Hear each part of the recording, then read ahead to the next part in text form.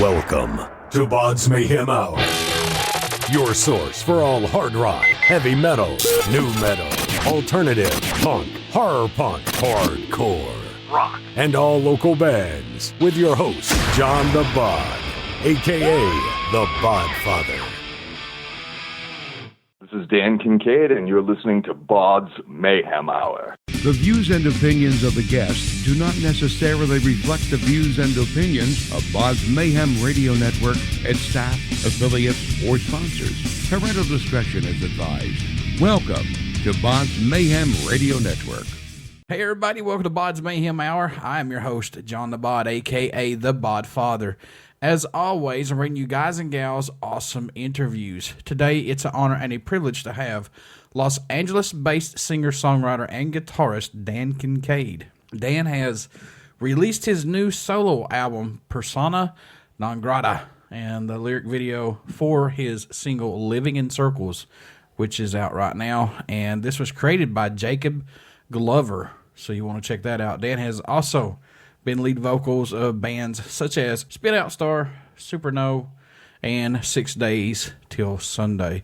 So Merry Christmas, Dan, and welcome to the show, man. Merry Christmas, John. Thanks for having me. No it's problem. A pleasure to be here. Yeah, glad to have you on here, man. Let's jump right into this. How's it been working with Tag Publicity so far for you? Oh, it's been awesome. Tom, Tracy, and Song they're great. It's excellent to have, people behind you that push you so hard, and get your music out there. And they're really great people as well. I've worked with Tom before on my other band, 6 Days Till Sunday, and definitely had to come back and work with him again for this. It's good working with people that you're comfortable with, too. They know exactly what you're wanting. Yeah, absolutely. Absolutely. Tom, we worked on 6 Days Till Sunday before, so, we just kind of meshed and, got right to work. When you first was thinking about putting out a solo album, were you a little nervous at that time, coming from previous bands to creating a solo project? Yeah, I was definitely nervous about it, but coming from bands and stuff, it was just really hard to keep, 4 or 5 guys together and, on the same page. So this time I kind of wanted to take a different approach and just, write it myself. But along that road, I had the pleasure of meeting Christian Eigner from Depeche Mode, the drummer. We became friends, and he originally started playing drums for me on the album. And then I met his friend Niko Stoessl. He's the other producer on the album. And basically, Christian just came to me one day and said, "Hey, why don't you have me and Niko produce your album?" And I was like, "Yeah." And it was definitely a very strange experience for me to hand over like a demo, kind of, because basically what they wanted was chord progressions and vocals and and basic feel for the song. So it was really a new experience for me to send out music to somebody else and then have them send it back to me. But it couldn't have been a better decision. They did amazing work on this album. Yeah, we're going to jump in at all that because that's something that you're not used to letting other people do. So we're going to jump in at all that here in just a little bit. Yeah, definitely. When you wrote Living in Circles, you really didn't know how you felt about it. Now looking back at it, now it's a single. Let's talk about this. What was it about it that kind of didn't fit for you at the beginning? It basically, like I said, it was dramatic, and I didn't know if it was too dramatic, and I was just like, wow, this is really different. I didn't know how to feel about it. It was a different kind of rock song to me. Maybe something that I hadn't heard quite yet, before. So when I first sent it to Christian and Niko, when they sent it back to me, I was like, wow, the song is awesome. I guess I had some time to let it sink in. Any tracks standing out more to you than any right now possibly on the album that, other than Living in Circles? Are there any that stick out for you possibly? I really like the song Answer Me on there. I know it's a real kind of, just emotional song about, dealing with bad relationships with be it a friend or a girlfriend. And it's just a really honest look at, you know, some of the feelings you go through when you're in that type of situation. It's also about letting go and moving on, because, you know, that's what you have to do. Even though you may have loved that person, you know that it's just not good for them to be a part of your life anymore. So, and it's a very, very pretty song. I dig it a lot. Now, the last album you released, you engineered it, you recorded it, you edited it, you did everything. Was it easy to let go of the reins, to let producer Christian and Niko work on this Persona Non Grata, or were you kind of apprehensive a little bit, saying, "Oh man, you know, this is your baby that you're working on"? Yeah, I mean, there was definitely just some apprehension in that I'm definitely kind of a control freak and a perfectionist, so it was a nice step out of my comfort zone. And then when they returned me the first 2 songs I sent them, then my apprehensiveness went away, because it's not often that you run into people who get you as an artist or get what you're going for. You know, usually, you know, you'll work with a band and you guys, you know, can kind of vibe off each other and get used to each other, but just to send it off to somebody and have them just really understand what it is that you were trying to put forward and make it happen was a really amazing experience, and doing things that I myself wouldn't have thought of. Yeah, because you were sending these tracks to them. You guys wasn't really in a studio at the time when this was being done. This is being sent off to them. Yeah, we were 6,100 miles away. They were in Austria, and I was in L.A. Jesus. See, folks, the power of the internet right there. Yeah, no, technology is amazing. Writing these songs, Dan, has it pushed you out of your box that you're used to writing in, especially staying in, you know, especially working with Christian and Niko? Did they push you out of that box somewhat? Yeah, I mean, there were a lot of, in the past, I'd always had kind of a preconceived notion of what it was I was trying to get across or what I wanted to accomplish on the album. This one was more of just I would just sit back at my computer and what came out, came out. It was a pretty awesome experience. It ended up allowing me to be more honest and open about my emotions and what I was feeling at that moment, rather than sitting down and saying, I'm going to write a song about this, you know. So much has changed in the music world for bands today. But how great does it feel to still be able to put something out since, like I said, so much has changed? Oh, it's amazing. I mean, definitely I grew up in the days of, like, you know, the big record contract and, you know, somebody would, you know, you get signed and you'd be huge and on MTV and on tour. You know, it seems that those days are gone with the internet and streaming, and a lot of no more like physical albums and stuff are very few now, you know. Mm-hmm. People don't buy as many CDs as they used to, but to have the audience at your fingertips on the internet is an amazing thing. To be able to put your music right out there for people to hear is great. I would say that the only downside of it is that you're in competition with everybody else in the world on the internet, so you really have to make yourself stand out. Yeah, there's a lot of stuff that's out there, and you, like you said, you've got to rise to the top and stand out more than what the other ones are. So it's still, yeah, absolutely. It's still a competition, but God, there's a lot of good stuff out there, honestly. Oh yeah, there is. No, and it's awesome that you hear a lot more stuff that you never would have before because people can put it out so readily. What's impressed or excited you the most about making this new album, Persona Non Grata? If anything, what stands out the most for you, Dan? It being my first solo album is definitely, it was a scary experience. It's still scary because you're still, you know, wondering what everybody's going to think of it, you know. But it was also very freeing because, as I said, like this album was very honest. I just kind of poured my heart out into it, and I was real, talked about the things I think of from day to day and, you know, what goes through my head. And I figure if I'm feeling it, other people probably are too, and that's what I'm hoping. This album, is this something that you have kept inside of you for a long time that you have now just finally got it out?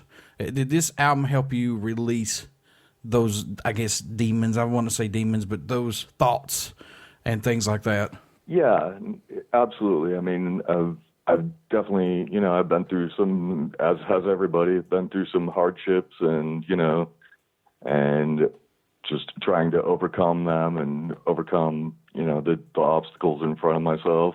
Just being able to talk about it honestly in music is something that, I've always tried to do, but I think I did it more so on this album than I have on anything else. I was just pretty much myself and honest, and I'm proud of that. How long did it take to write and complete this solo project? It took about 2.5 years because a big part of that, Christian was out on tour with Depeche Mode. So we had started it a bit before he went out on tour and then finished it when he got back.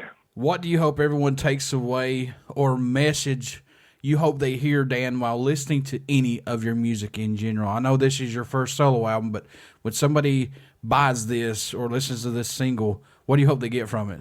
I hope what they get from it is that they can, no matter what they've been through in life and how many times they've been knocked down, I hope they continue to get back up, and I hope they can hear that in the songs. And I hope that some of the lyrics or just the melodies and the songs themselves just help them through maybe a bad time that they're going through. I've gone through some bad times myself. I know what that's like. I know what it's like to, just be on the verge of giving up, and then finding the power within myself to push forward through whatever it was I was dealing at that particular time. I've said this since I started this show, and it's been 8 years. January would be 9 years, but I sound like a broken record when I say this, but it's the truth. Music is the language of everybody, man. Music is therapy. Music can motivate you. It can heal a broken soul. It can just make you feel accepted. Music is just, and I feel for the ones who say, I don't like music at all, and I'm going, how? How do you live everyday life like that? But yeah, no, that's really odd when people say they don't like music. yeah. I mean, to each is their own, but I mean, Jesus Christ, man. I mean, music saved my life. So, yeah. We've all been there. Saved mine as well. It's the best drug and high you could ever get. Absolutely. With writing so many songs, do you do anything to help you keep your mind fresh and open as you're writing these songs? Because I know some people, they get real attached to these songs because they're telling a story about what happened to them or somebody they know. Do you ever have to step away and say, I need a break? Yeah, I mean, it's nice to have the album done and step back and look at what's been accomplished. While writing, sometimes I'll just sit down and read a book or something that will kind of clear my mind and maybe even inspire me to write. But yeah, it's a very emotional process, and yeah, you do need to step back at times and just take a break. Were there any tracks that didn't make this album that could be on an EP or another album down the road, maybe? Yeah, there were a lot of them, actually. I think I probably wrote about maybe 20 or maybe a few more than that for this. So yeah, I could see a few of them making it out on a B-side. It's kind of scary, too, when you're sitting there writing these songs and you're putting them out there for people to hear. And you're like, oh, what are they going to think about this? A lot of people, yeah. It's a scary thing, but God, it's so good, some of it. Oh, yeah. No, and sitting down with no preconceived notion of what it was going to be, it was super scary because I didn't know what the final product was going to be. I didn't know, what it was going to sound like. And just when it all comes together and it's finally done, it's like a breath of fresh air, and you're like, yes, this is the song I was going for, and and I want people to hear it. Do you see yourself, Dan, still musically growing, or has it just been more of a personal growth for you on this new solo album? Both as a musician and personally, I feel I still have, a lot to learn. The old saying, the only thing I know for sure is that I don't know anything. It's kind of how I feel. I'm always trying to, expand my musical abilities and also expand as a person and, work through whatever issues I have and become a better person. It's all intertwined, and yeah, as you said, music is great therapy for doing so, and you can get a lot off your chest and, and out into the world, and it kind of takes some of the power away from it when you put it out there. What do you bring to the table for music that's not out there as of right now, possibly, if anything? I know no one's reinventing the wheel, but what does Dan Kincaid add to that wheel? What I bring to the table musically is just my own personality, my own take on things. I don't think my music sounds quite like anybody else, but it sounds like a lot of people at the same time. So yeah, just my own personal take, and also just, as I said, trying to be as open and honest with the audience as possible. What can fans expect at a show from you who have not got to see you live as of yet? What are they going to get when they come to see you live? They're going to get a great time. We basically we'll throw down. You'll see a lot of production value. I've never liked to do like small shows. I like to do things, I like to do stuff that keeps people entertained. Because if they're paying money to come see me, I want them to get their money's worth. I know it's not cheap to go out these days. No, and especially like this new tour that was announced, and I'll go ahead and say it. It was Motley Crue, Poison, and Def Leppard, and Joan Jett. I have the prices that I've seen. Oh, my God. Oh, man, it's going to be ridiculous with Motley Crue asking for $3 million a show. I saw the pricing for the tickets, and I was like, there's no way somebody can afford that. I mean, yeah, that's like a vacation. It's like a vacation or Motley Crue. Pretty much, yeah. I mean, I'm not a big Lynyrd Skynyrd fan, but I would like to see Lynyrd Skynyrd on their farewell tour, which are coming right maybe 20 minutes from where I live. And awesome. They want, like, I saw $150 to $200, and I was like, no, that's just still not receivable for me. You know what I'm saying? It's just, ugh. Yeah, no, you better see a show for that. Yeah, and if I'm going to pay that price, I want to sit up front. I don't want to sit up, like, in the nosebleed sections or anywhere like that. That's just ridiculous. Yeah. But ticket prices have gotten insane. Yes, they have. And I guess they have to make the pricing that way because you got merch sales that don't really do that great. Album sales, like we were talking about, album sales, digital sales, things like that. It just doesn't. It just doesn't vibe these days hardly much, and it's sad. Yeah, no, it is. What made you want to become a musician? What was that spark for you, Dan, that said, "Yeah, I want to try this or do this"? Basically, when I grew up, I always watched. I watched a lot of the Monkees when I was a little kid. And they were a fun band. They looked like fun. And then, from there I got into, I was always listening to music when I was a kid, and I always loved music. Basically, what really got me into it is my dad had this old classical guitar laying around, and I'd pick it up and start picking out, melodies of my favorite songs on it. And my parents kind of noticed that I had an ear for music and got me a guitar teacher. And from there on, I was sold. It was all I wanted to do. It was all I thought about. I sat in my bedroom for like 8 hours a day practicing. At that point in time, I wanted to be, a little shredder. So I was in my room practicing my scales for 8 hours a day. But yeah, there was nothing better. I think you're the second artist that's came on here and said that they grew up listening to the Monkees, and I'm like, I'm glad I'm not the only one who's listened to the Monkees. Yeah. I mean, if you think about it, with Boyce and Hart, you get to hear some great songwriting. Oh yeah, I consider the Monkees if they're just like the Beach Boys. They fit that same category for me. Yep. Now and then, as they got into rock music and everything got bigger and more exciting and flashier, then I was absolutely in love. I think the very first band that I ever saw on MTV that really shocked me or just like made me take a double take and made me take notice to them was Guns N' Roses. That was the Welcome to the Jungle was the very first video that I ever saw on MTV when I was a kid. Yeah, no, that's a good one to see. Yeah, and I was hooked. Oh my God, was I hooked? Just pure rock and punk wise too with that band. I mean, you didn't know what you were going to get from song to song with those guys. No, they're absolutely one of my favorites. And that video at the time, I remember watching it. It was just it had a like gritty, dirty, sleazy, dangerous vibe to it that some of the others didn't at the time, and you could feel that it was real. That this band was like a train that could go off the track at any moment, and that they're really exciting. Yeah, they wouldn't take a no for an answer, and then, it's like, Nope. This is us. If you don't like it, then there's the door. You don't have to look back. And I was like, that's awesome. Yeah, absolutely. Absolutely. So far, is there a country that stands out or shocks you that your music gets played in or gets support from that you've seen so far, maybe? Right now, I think there's a lot of South American countries that are listening to it, which is, I found out about the South American rock scene probably like a few years ago, and I was surprised that it's so prevalent down there, that they're so into rock and roll. And I've seen a bunch of streams from down there, so I would love to go down there and play.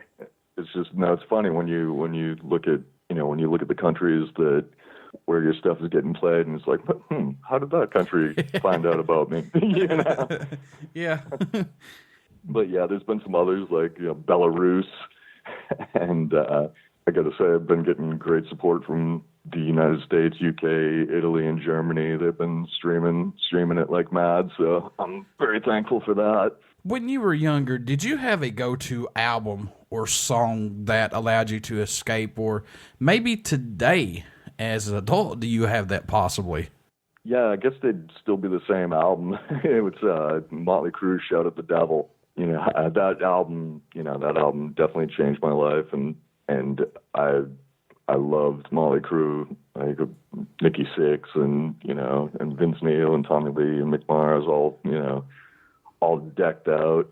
Basically, when I listen to it now, it makes me remember, back to how much I loved, music back then, and how much I still love it today. I can escape when listening to that album. It brings back a lot of memories. Yeah, that's a good album. That's a really good album. Yeah, and it's funny because I was, brought up Baptist, so I listened to a lot of Stryper, and I used to sneak home Motley Crue tapes in my Stryper cases. I'd sneak, or Judas Priest, or like my mom heard Shout at the Devil, and she's like, "What are you listening to?" And I'm like, "Oh, Ma, it's Stryper. They're really mad at the devil. They're shouting at him." So I could get away with it that way. There was a story, and I don't know if it was Motley Crue that did this to Stryper or somebody did this to Stryper. I know that Stryper throws out Bibles at the end of their shows. I've seen Stryper several times, and they're great. They're a great band. A great band. Yeah, they're awesome. But they're absolutely awesome. But the band that they were on tour with come out and started throwing Playboys out to the crowd. Oh, geez. Now, this is at the time when things were cool. Now it's like, oh, you can't do that. No. This was a very long time ago, folks, not recently. And I don't remember the band that did it, but it's an actual, as far as I know, I have been told that story several times by different people. So that's hilarious. Dan, how can folks stay in touch with you, buy this new album, tour dates, everything when all this goes live? How can they do that? They can go to Dan Kincaid Music. That's DANKINCAID music.com, and basically all of my social media links and links to the album to stream or buy it are up there. My Instagram and Twitter handle are also Dan Kincaid Music, and my Facebook handle is Dan Kincaid Official. Before I let you go, good sir, would you care to do a promo for my show? Absolutely. Okay, cool. This is Dan Kincaid, and you're listening to BODS Mayhem Hour. Everybody stick around. We got some great stuff coming up, and you only hear these interviews right here on BODS Mayhem Hour and BODS Mayhem Radio Network. Please check out our Facebook page. It has our YouTube link plus our podcast link, and I'm telling you folks right now, everything that we have will be going up on our YouTube link, so please subscribe to that. And plus, I am working on a new podcast page where everything that we've ever done, conventions, festivals, ever since the very first interview from 2012, will be going up on that. So you definitely want to stick around and just keep looking at the Facebook page because everything will be updated. Please check out Dan Kincaid as well. Pick up his new album, Persona Non Grata. Trust me, folks, you will not be disappointed. Also, check out his new single, Living in Circles.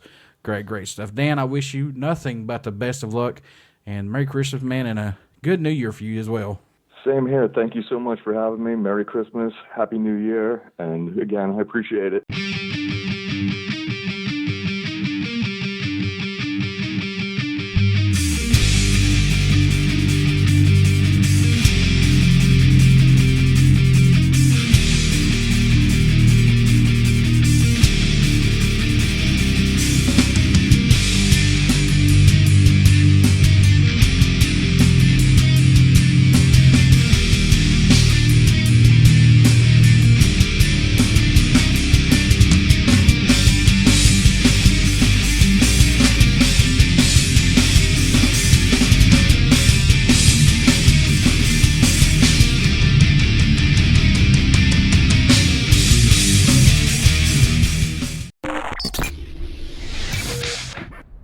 You're listening to BODS Mayhem Hour.